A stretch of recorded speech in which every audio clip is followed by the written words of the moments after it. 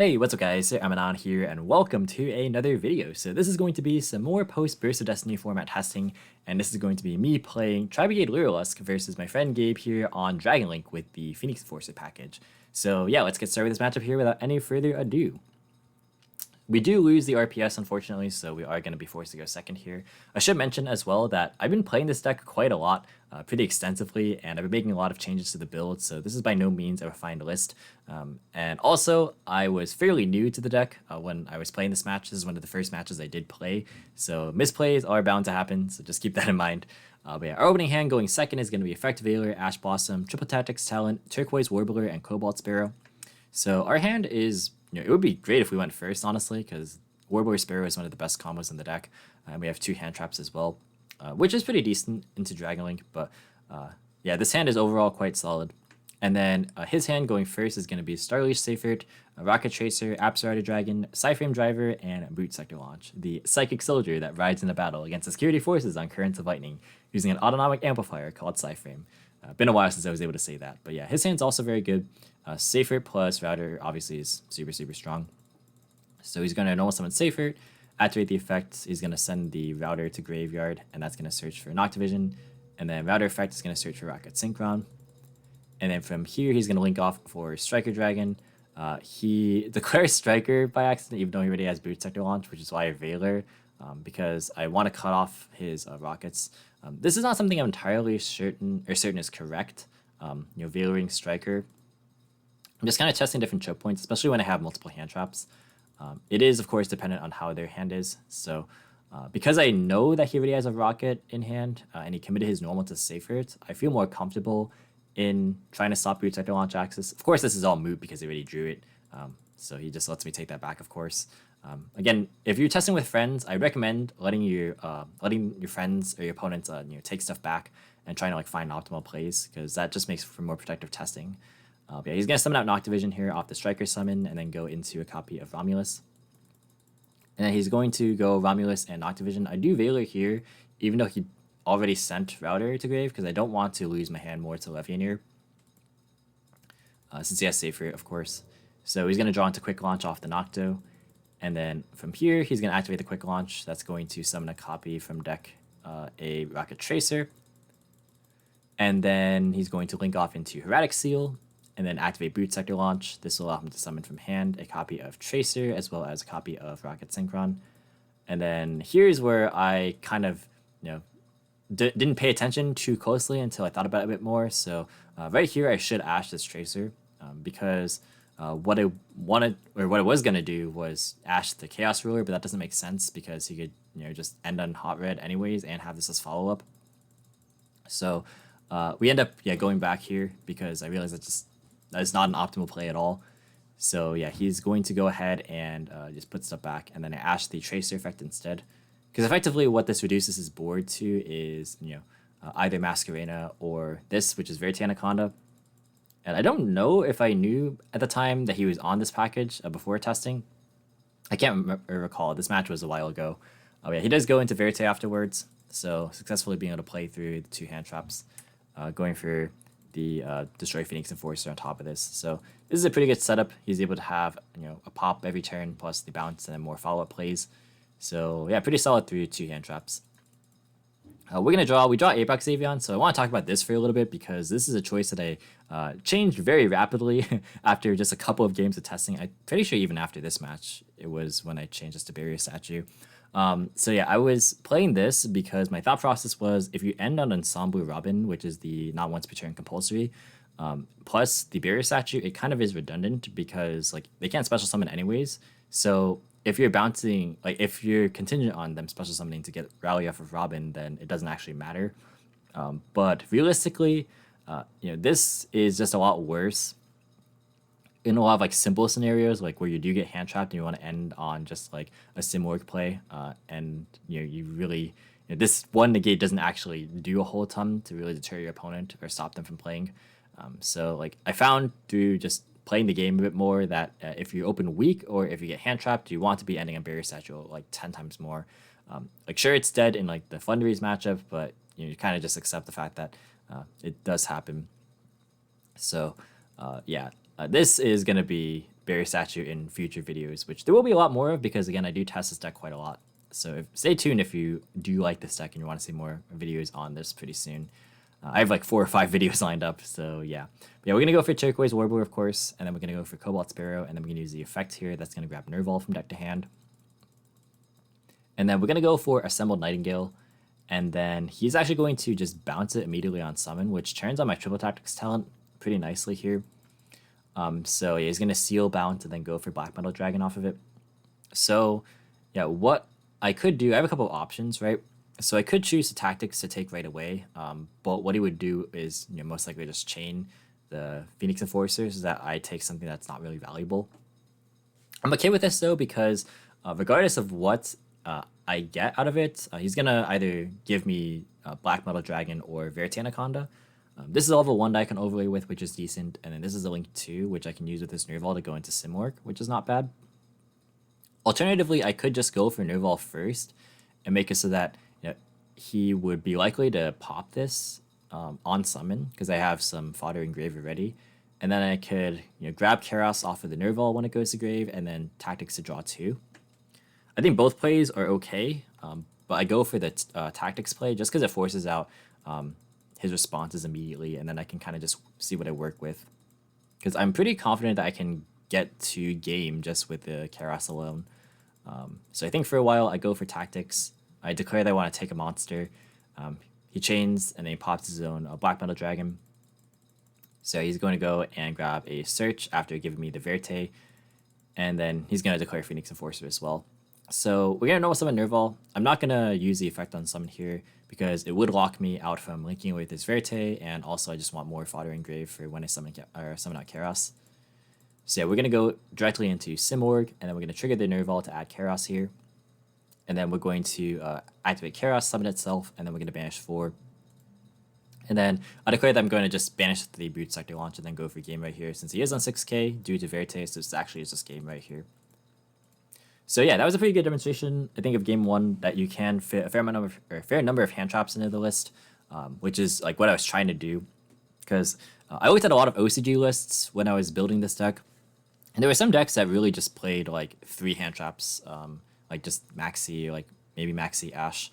But I wanted to try and fit in like 9 or so at least, at minimum. I think actually, if I recall correctly, this is one of the builds where I wasn't playing Cross the Designator. So I ended up changing the list quite drastically to accommodate it because I realized that Triple Tactics wasn't as good if I was going first and want to like stop specific combo plays, because there are like pretty defined choke points, I think, in this deck. But yeah, regardless, we take game 1 here. I looked at a lot of OCG builds, and there's a lot of like ways you can build it. Like you can index more towards the Tri-Brigade stuff or the Lyrilusc stuff depending on preference and what like your end goal is with the deck. Here I'm trying to index more actually towards the Lyriluscs because I feel like that they are able to push through boards a lot more efficiently, because with Tri-Brigades you really only have 2 plays. It's either the normal summon or Kairos, but with more Lyrilusc extension you can go a lot further, and it ties together quite nicely.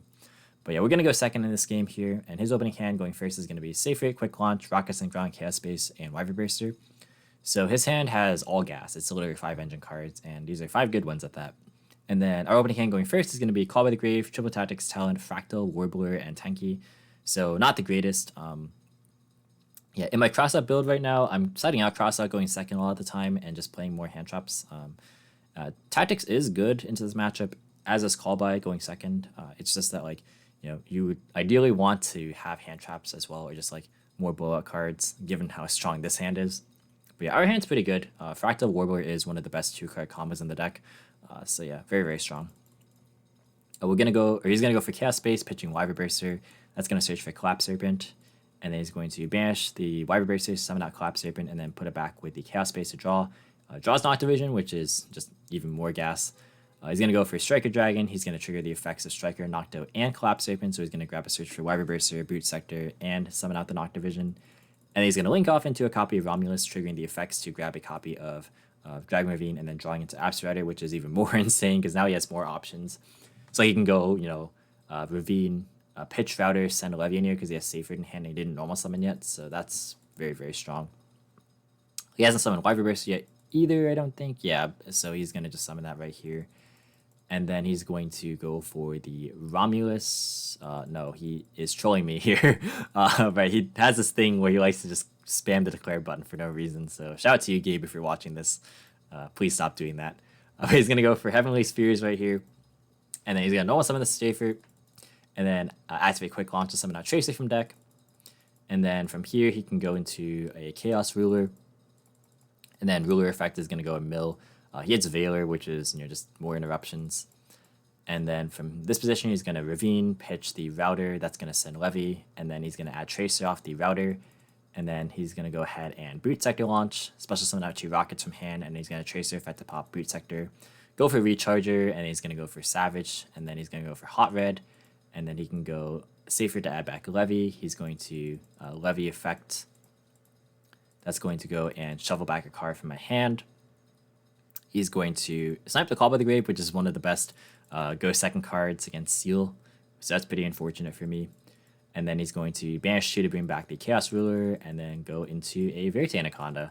So this is the full board with a hand trap in hand. And this is 5 interruptions against what will be 5 cards. So yeah, good luck to me. I'm not breaking this. So yeah, we're going to draw for turn. It's a Sapphire Swallow, which is decent as an extender, but it's only good if you're able to stick present bodies on board. So it's significantly worse going second, I feel. And I think I was initially playing 2 copies of Sapphire in this list, but I eventually cut it down to 1 just because drawing it by itself is not very good at all. And then also it's not like a 2-card combo with anything in the deck, right? Fractal plus Sparrow still is a 2-card combo, even though it's not amazing. Same with Fractal plus Barrel Canary or Fractal plus Wagtail. Any of those work. Obviously, Warboy is insane with any Lyrilusc or Fractal. The only 2-card combo amongst the other 4 Lyriluscs that doesn't work is Sparrow plus Wagtail. Those don't work together. But this doesn't work with any of them, apart from Warboy just to be a generic 1 to go into Recital Starling. But at that point, this could be any level 1 in the game, pretty much. Well, any level 1 you could summon off Warboy, I should say. But yeah, point being that this isn't very good to draw with other cards, so that's why I'm I see this card pretty often in early builds because I'm playing more than 1. But then I decided to just cut down on it, and I've been seeing more success with just the 1 copy. Also kind of borrowing inspiration from some OCG ratios as well. But that's a bit of a tangent. We're going to go ahead and get our Tenki negated by the Hot Red. We're going to go for the Tactics to try and take. He's going to negate that. We're going to go for Fractal to send Cobalt Sparrow. We're going to activate the Warbler on field effects. That's going to get negated by Veiler. We got a normal summon Sapphire Swallow. It's going to get popped by Phoenix Enforcer. And that is the end of the game. So pretty self-explanatory. Not much we can do about that. And that's kind of why you could use hand traps or go second cards. But yeah, going first in game 3 here, our opening hand is going to be Imperm, Droll, Tactics, Warbler, Sparrow. This is a fantastic hand. Warbler Sparrow is a combo that lets you play against Nibiru specifically, which he happens to have here. So that's why I want to showcase off this match, what you do when you get Nibiru when you open these 2. Same thing if you open Warbler plus Fractal or Warbler plus Wagtail or Warbler plus Bird Call. Any of those helps to just play around Nibiru pretty efficiently. His hand, however, is not very good. It's Dragon Ravine, Fusion Destiny, Nibiru, Destiny Hero Celestial, and the Psychic Soldier yet again. So you do Driver in 2 games, which is unfortunate, but that is Yu-Gi-Oh! Sometimes. That's kind of the problem with playing the Phoenix Enforcer package and also Gamma. It's a lot of bricks sometimes. We also have Tactics to back up our entire play. I didn't even mention that. But yeah, we're going to go for Warbler, special out Sparrow. We're going to go Sparrow effect to go for Nerval. And then we're going to overlay into a copy of Recital Starling. And then we're going to Recital to add a copy of Sapphire Swallow. Just kind of a small point, you want to be adding Nerval first in case they, for some reason, hand trap you later. Alternatively, if you do get stopped on the Cobalt, you can search for the Nerval, and that at least gives you a play to normal summon, go into Farigate, special, whatever you search off the Nerval, and that gives you something at least. But yeah, tangent aside, gonna go for Swallow plus Nerval off the Swallow effect since we control the Recital, and we're gonna overlay for Recital number 2 here. That's gonna detach Nerval to add Barrel Canary, and then we're gonna use Nerval's effect to go for Tri-Brigade Kip. So what you should do actually, so I kind of realized this after thinking about it a bit more. But yeah, Normally what people would do is like they would wait for the F0, which is what when he decides to nib here, and then drop the Nibiru. But I think what you should do is in this kind of opening specifically, when they have Recital plus Swallow plus Nerval, you should do it there just to deny them the second Recital search, because this stops them from getting to Barrow Canary, which is part of the end board later. And you'll kind of see, it's pretty easy to see like how this contributes to like the like more of the interruptions. But yeah, we're gonna tactics here to look at the hand and take out the only relevant card in it. And then we're gonna normal summon the Kip. So this is what you do when getting Nibiru'd. You haven't normal summoned yet this entire time, so you can normal summon the Kip right here. And then banish 4, and then you want to go for Shrike here. You want to clear the Nibiru. And then you can link off into a copy of the Baron Blossom, and then grab searches as well as activate Kit's effect. Yeah, here again it was playing Apex Avion and not the Barrier statue, but this would normally just send Rendezvous. But yeah, we're going to search for Celeste Wagtail off of the Shrike, and then we're going to summon it off of the Baron Blossom. If you opened Wagtail plus Warbler, you can do this slightly differently. It really just kind of depends on what you have access to. Like this just gets you an additional bonus, but you really do need the Winged Beast to be able to go into Simorgh here. I have been labbing like very specific combos, as you maybe could be able to tell right now. So if you do want that video, I can make it pretty soon. So yeah, just comment down below if you were interested in like a very detailed video. Throwback to like my old Lunalight videos, like the Goki combo video that I did a while back. So yeah, if you guys like that content, let me know. But yeah, gonna go ahead and summon out Wagtail, search for Bird Call, just as follow-up.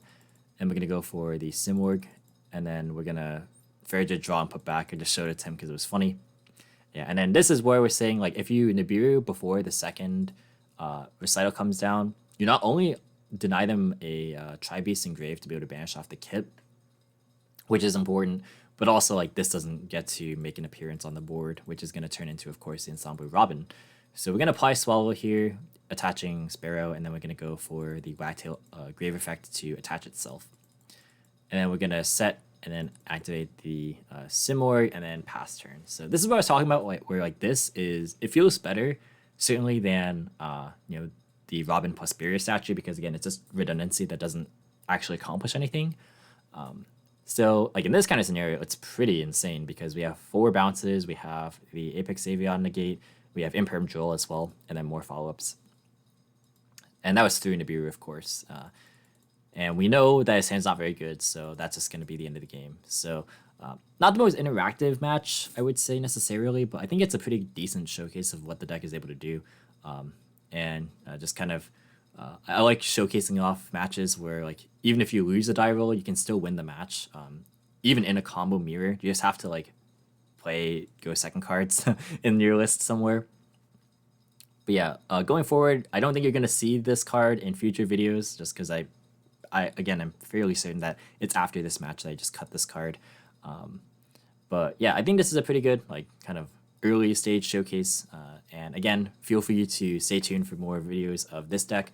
I also am currently running my 12th edition of my Discord tournament right now, and I will be featuring matches from that because it is post Burst of Destiny, because people requested it. So yeah, I'll be showcasing off other decks in the meantime as well. Hopefully going to be back on the content grind. School has been it's been a lot, not gonna lie, this semester. I've kind of been saying it through and through, but I do promise that I am a lot more motivated this time around to kind of just showcase this off, because I have already gone ahead and played the game, so I just need to commentate over them, which shouldn't be very hard. Really what I was finding trouble doing was, just being motivated to play. But yeah, post Burst of Destiny is definitely really cool, and I like this deck a lot in particular. So that is going to be that. So thanks guys for watching, hope you enjoyed. Like, comment, and subscribe if you did, and I will catch you in the next video. See you guys.